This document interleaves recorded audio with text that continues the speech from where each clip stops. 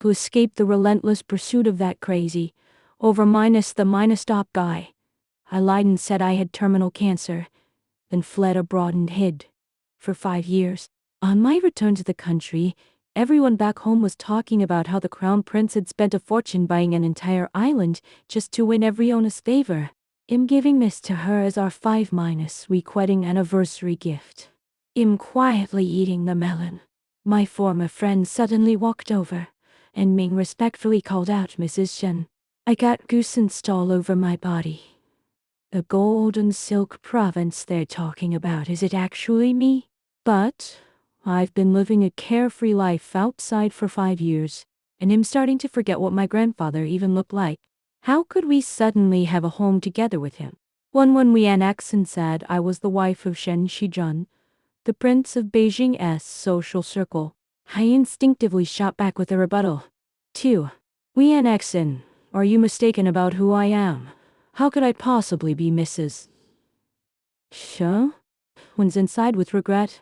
Actually, it's not just her. After hearing my words, everyone present visibly looked stunned for a moment, and they all stared at me with strange expressions. Oh, I see. Wenzin wore an expression of sudden enlightenment and winked at me. Kion, have you and Shen Shixian gotten into another argument again? Married couples often argue. She curled her lips into a meaningful smile, but don't go too far after all. The crowd in the commercial district can't handle your husband's relentless pursuit. The implication is that Shen Shijian would fly into a rage and fight to the death for the sake of his beloved woman. She patted me on the shoulder and left with a smile. Everyone also knew when to stop, so they stopped. Only I stood frozen in place. It gave me goosebumps all over. Vian Xen's tone didn't sound like she was joking. And then there were the gazes of the crowd filled with envy tinged with a hint of jealousy. On this trip back home, I didn't tell anyone. After getting off the plane, my driver was waiting for me at the airport entrance. I didn't deduct much. I thought my parents had already found out about my itinerary. Tired from the journey, I took a nap in the car. I was taken to Yijia by the driver as soon as I woke up. The driver said, "Today is Wienexen's Orchid Day banquet, and my parents asked me to come and offer my congratulations." Looking at the outfit that didn't quite suit me, I instinctively felt like saying no. Yet Wienexen, who had been waiting at the door to greet guests, half-minus accepted and half-minus resisted as she took his hand and led him inside. Throughout the entire birthday party, I huddled in the corner, holding the cake and listening to the guests chat away. They say that Shen Shijian, the prince of Beijing's social circle, is a husband who dotes on his wife to an extreme. We've been married for 5 years, except for our second child. I've never let my wife suffer the slightest hardship or endure the slightest injustice. Luxury cars, luxury homes, and limited minus edition handbags given away with just away from the prince. I always accompany her personally whenever we go out, euphemistically calling it not wanting to be apart for even a minute. We always keep 3 dimas on hand at home, working 24 minus our shifts. He doesn't even let his wife feed or change the baby's diaper herself. Not only that, the wife's social media posts must be approved by him before they can be published. When I go out shopping, the bodyguards always follow behind me saying, "I'm afraid it's not safe." Her former hobby of drawing was banned under the pretext that the paints are toxic. Even what to eat each day, what clothes to wear, and what time to go to bed. Xiao's arrangements for all of these were personally made by Shen Shijun himself. And just look at that, her 5th wedding anniversary is almost here already. Shen Shiping spent 200 million and personally bought an island to give to her. I listened silently, my heart completely undisturbed. Mrs. Shen, whom everyone envies. That's it, a canary that was kept in captivity by Shen Shixian. But I never could have imagined that it'd end up eating melons all day long.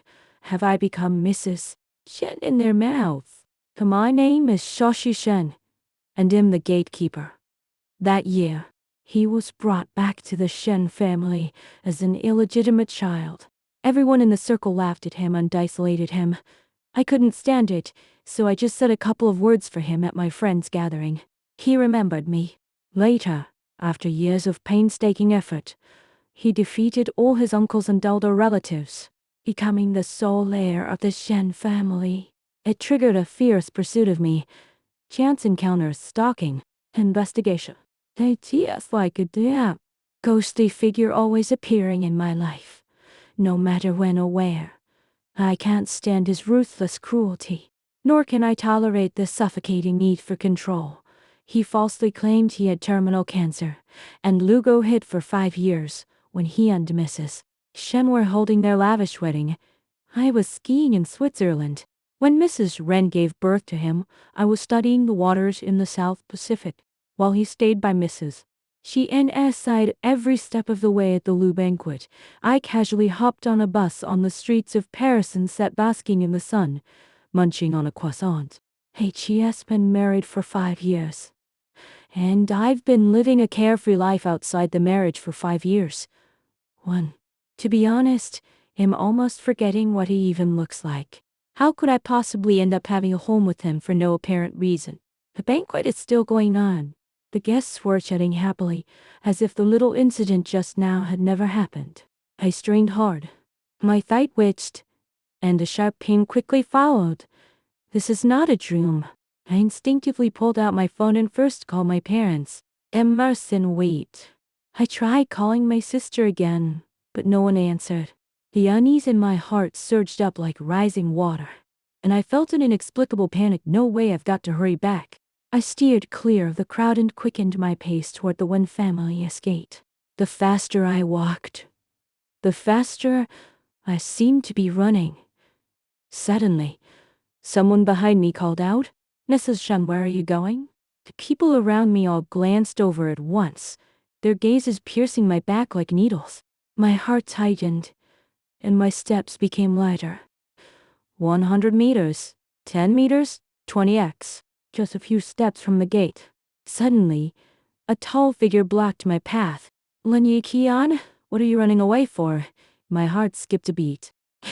I subconsciously looked up. Xiao Kong Meng also flinched. One is chemical.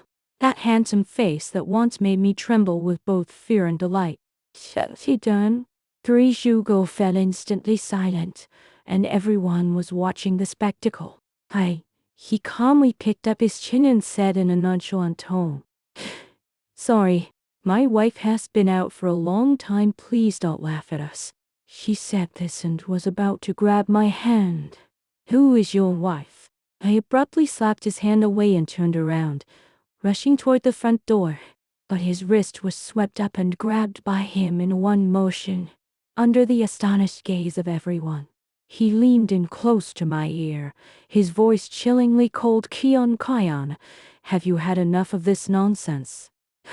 My whole body froze. 5 years ago, to get rid of him, I randomly picked a man on the street and pretended he was my boyfriend. After being exposed, he arranged for someone to break the third man's leg too. It was also like this, carrying me into the corner of the wall and pressing my ear close, his tone cold and detached. "Hey, Kian, are you lying to me?" That kind of fear of losing control suddenly surged up. I lifted my leg and kicked hard toward under his neck. "Get lost. I'm not your type." As soon as it sweat, "Turn around and run." A chorus of gasps came from behind. The moment the car door closed, I saw Shen Shi dash out after me. He stood by the roadside, his suit slightly disheveled, staring intently at my departing car. A chill ran down my spine, and my voice trembled as I said, "Driver, hurry up and leave." By the time we reached home at 4 o'clock, I practically burst through the door. The house was empty, yet the lights were still on. I didn't care about anything. I burst out of the villa area, ran like crazy all the way to the highway, hailed a taxi, and jumped right in. The moment the car door slammed shut, I saw Yui Chen rushing out after me. He was standing by the roadside, his suit disheveled. He stared intently at the car speeding away, and a chill ran down my spine. My voice trembled as I called out, "Shifeng, hurry up." By the time the car reached our doorstep, I almost burst through the door. The house was empty, and the front door was wide open. "Dad, Mom, I'm back," I shouted 3 times in quick succession. And only then did my mom's voice finally reach me faintly from upstairs. Kian, you're back. Almost immediately, my dad and mom hurried down the stairs. Kian, what's going on? Why do you look so panicked and flustered? My dad had gained weight since 5 years ago, and my mom's skin seemed a bit paler. I stared at them, sensing their genuine concern for me. Before I could stop myself, tears welled up in my eyes. Dad, wait, haven't you just been gone for a year? I tried calling you both, but you wouldn't answer, and I hadn't seen either of you at all. I threw myself into my mom's arms, choking back sobs. Do you even know? I just came back from overseas. I went to Wee Anna Exon's birthday party, and everyone there said that Shishijan and I were already married, and he even called me himself, and he confirmed it too. His wife. How could he possibly have married him? I can't even stand to be around him, Dad. Mom, Kian, my mom interrupted me just as I was about to speak. I looked up, and she placed one hand gently on my forehead. You don't have a fever, do you? Who else could he be but your husband, right? My dad chimed in, that's right. Kian, you've been married for 5 years already, and your child is for now. But just a moment ago, you were arguing with Shizyan. Then you went abroad for a month-long trip. How come you're suddenly talking nonsense now? My mind felt like it had been struck by lightning. Everything went blank in an instant. I froze in place, staring at my mom's breathing, her chest rising and falling as if I couldn't hear a single word. Why? Why would even my parents say something like this? Yet over these past 5 years, I've had absolutely no contact with that man. Shizyan. All right. Since you're back now, why don't you go check on Anan? Your little girl has been with your sister for a whole week, and every night she cries out for you. Sister? Hearing my mom mention my sister made me jolt awake. Right, there's me too. My parents probably don't know where I've been or what I've been through these past 5 years. Only Wei Mei knows the truth. Is Yi here? I asked urgently. My mom replied, she's upstairs, in the third-floor nursery. I rushed up to the second floor, threw open the door, and stepped into the children's room. The light from the hallway spilled in, bathing the room in soft yellow glow. My sister, Lin Y.I.Ch, was sitting cross-legged on the carpet, building blocks with another little kid. Both of them turned around at once. Sister. She froze in surprise. But the little boy's eyes lit up, and he wobbled toward me, calling out in his baby voice, Mom? Instinctively, I took a step back. I'm not your mom. The child's face crumpled, tears streaming down his cheeks. Yi quickly scooped him up and hugged him, saying, Sister, what are you doing? You scared Anan. I glanced down at the little boy who was still sobbing. He climbed onto my sister's shoulder, reaching out toward me with teary eyes, his features strikingly similar to Shizyan's eyebrows. Same eyes. But if you looked closely, his nose and lips had a hint of my own traits too. My heart sank. Yet I felt no warmth at all. Jiashu, first take the kid outside. Kayan has something important to tell you. My sister paused, her eyes flickering with confusion, but she still nodded. Okay. Fine. The kid's been taken care of by the nanny, she said. Yan, what's wrong with you? Don't you usually love Anan the most? I didn't marry Shen, she's young. I cut her off sharply. This kid isn't mine. Yija's expression deepened. She took a deep breath and spoke rapidly. I left 5 years ago because of Shizyan. I told everyone I was going on a business trip, and I ran away abroad for 5 years. Only you know about this. Over those 5 years, I traveled to 15 countries. Every time I went somewhere, I sent you photos. I even mailed you postcards. And last year, when your favorite TW group held a concert in Paris, I filmed a video for you. As I spoke, I pulled out my phone. I opened the account where she'd been sending me messages. The more I scrolled, the tighter my grip became, and the more uneasy I felt. I thought I'd finally figured it out, So I bent down to open the first photo. Suddenly, she spoke again. Are you really my wife? Her voice trembled. My heart skipped a beat, and I stared at her. This was our secret. I stammered. If I hadn't chased after you at the station and pulled you away from that man before I could finish. She lunged forward and threw her arms around me. Wife, you really are my real sister. My long-lost sister is really back. I was gasping for air, completely confused. What do you mean I'm really back? Yi loosened her grip. Her eyes filled with a mix of recognition and disbelief.